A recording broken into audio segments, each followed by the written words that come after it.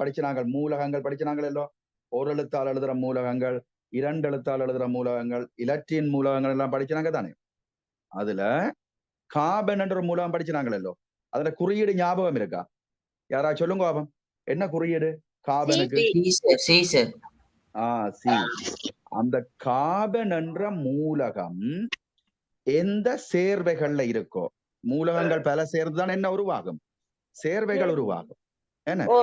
Carbon என்ற மூலகம் எந்த சேர்வைகள்ல இருக்கோ அந்த சேர்வைக்கு நாங்கள் ஒரு பெயர் வைக்க போறோம், சேதன சேர்வைகள். விளங்குச்சுதான்? சேதன சேர்வைகள். ஆங்கிலத்துல சொன்னா ஆர்கானிக் என்று சொல்றது, ஆர்கானிக் மாலிக்யூல்ஸ் என்று சொல்லுவோம், அல்லது ஆர்கானிக் என்று சொன்னால் சேதன சேர்வைகள். அப்ப கார்பன் என்ற மூலகம் இல்லாத சேர்வைகளை நாங்கள் என்னன்னு சொல்லுவோம்? அசேதன சேர்வைகள். அசேதன சேர்வைகள். அதை நாங்கள் இன்ஆர்கானிக் சொல்லுவோம். இப்ப ஒரு கேள்வி பாப்போம், யாராவது சொல்றீங்களோ பாப்போம். இதை ஞாபகம் இருக்கா உங்களுக்கு முந்தி படிச்சது?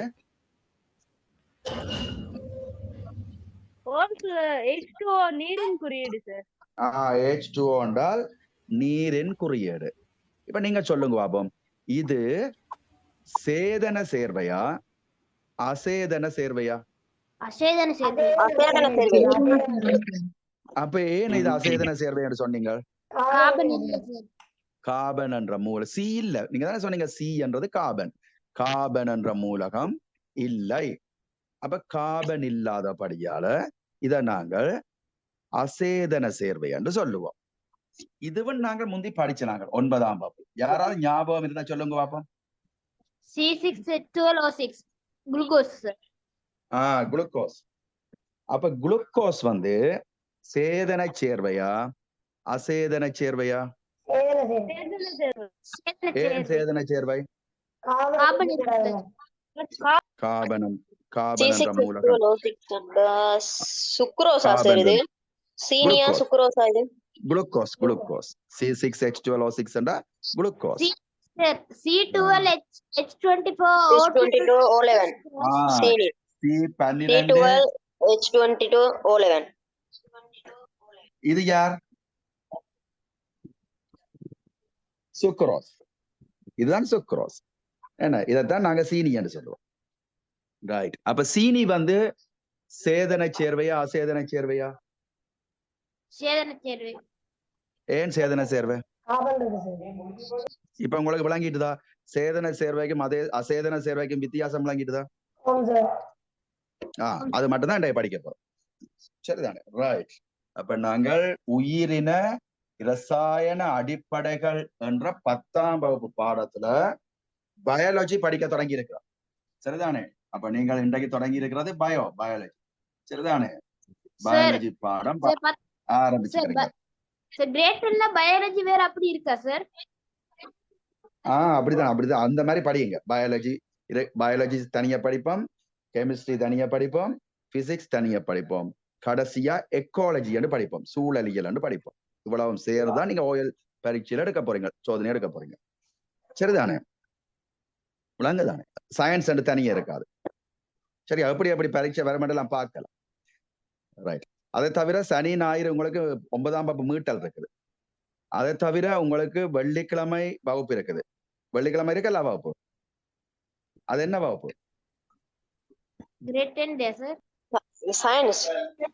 நான் மெசேஜ் போட்டுதான் பார்க்கல ஒரு தரம்.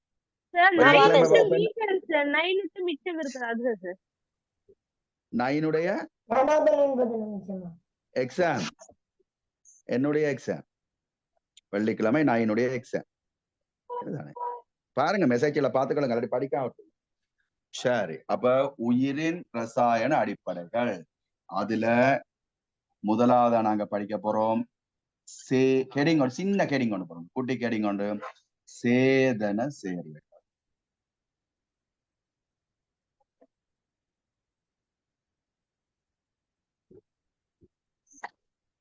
சேதன சேர்வைகள். சார், அந்த சுக்ரோஸ் அடையாளம் என்னன்னு சொன்னீங்க? குறியீடு அதெல்லாம் போக போக உங்களுக்கு எல்லாம் ஞாபகம் வந்துருமா? அதுல பிரச்சனை இல்லை. ரைட். சேதன சேர்வை கண்டா கார்பன் எனும் மூலகத்தை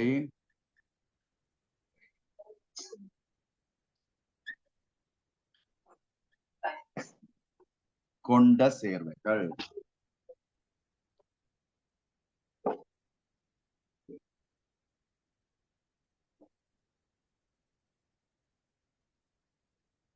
ஆகும். கார்பன் என்னும் மூலகத்தை கொண்ட சேர்வைகள் ஆகும். எது? சேதன சேர்வைகள். ரைட். எனக்கு ஒரு எக்ஸாம்பிள் சொல்லுங்க. என்ன உதாரணம்? கார்பன் எனும் மூலகத்தை கொண்ட சேர்வைகளாகும். சீனி. சீனி என்று சொன்னா சுக்ரோஸ். குறியீடு சுக்ரோஸ் C12 H22 O11. இந்த குறியீடு பாடமாக்காதுங்க. குறியீடு ஒன்னும் பாடமாக்காதுங்க. அது காலப்போக்குல உங்களுக்கு ஞாபகம் பெறும். சரிதானே? ஒன்றும் எழுதி பாடமாக்காது. கார்பன் என்னும் மூலகத்தை கொண்ட சேர்வைகள். இங்க கார்பன் இருக்குது. அப்ப கார்பன் இருக்கிறபடியால அது சீனி என்னது? ஒரு சேதன சேர்வை.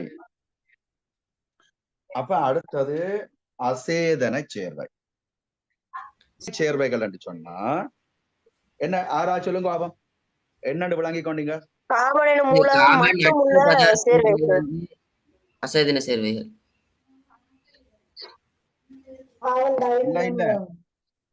இல்லை.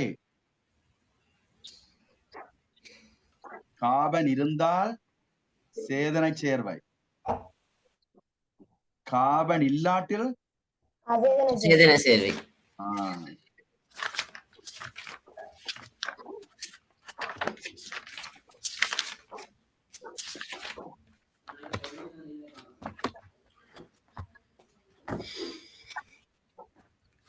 கார்பன் எனும் மூலகத்தை கொண்டிராத சேர்வை.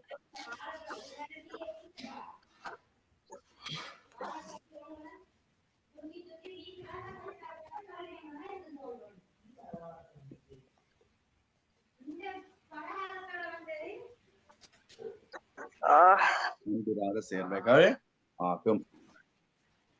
என்ன உதாரணம் படிச்சினாங்க?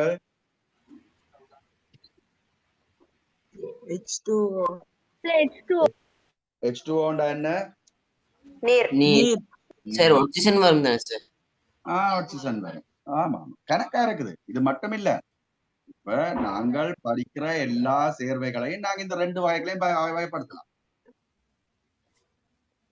ஒன்று கார்பன் இருந்தால் சேதன சேர்வை, கார்பன் இல்லாட்டில் அசேதன சேர்வை. ஆனா சில விதிவிலக்குகளும் இருக்குது. அதாவது என்னன்னு சொல்றேன்டால், பொதுவான ரூல்ஸுக்குள்ள அம்பிடாத சில சேர்வைகளும் இருக்குது. சரிதானே? அதுகளும் இருக்குது. உங்களுக்கு டவுட் தரலன்னா அதுகள்லாம் டவுட். இப்ப இவர் யார் படிச்சாங்க? நீர். இந்த அசேதன சேர்வைகள்ல சார் கார்பன் எனும் மூலகத்தை கடுத்து கொண்டிராது என்று 2 முறை போட்டிருக்கோம். கார்பன் என்ற மூலகத்தை திருப்பி கேளுங்க.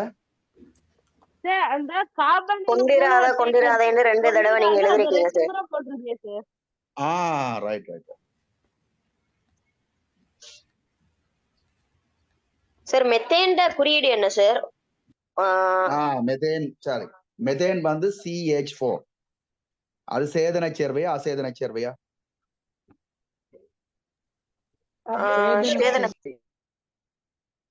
ஏன் சேதன சேர்வை? அதுல சேர்வைகள் சார். கார்பனை கொண்ட கார்பன் இருக்குதானே? சேர்வை.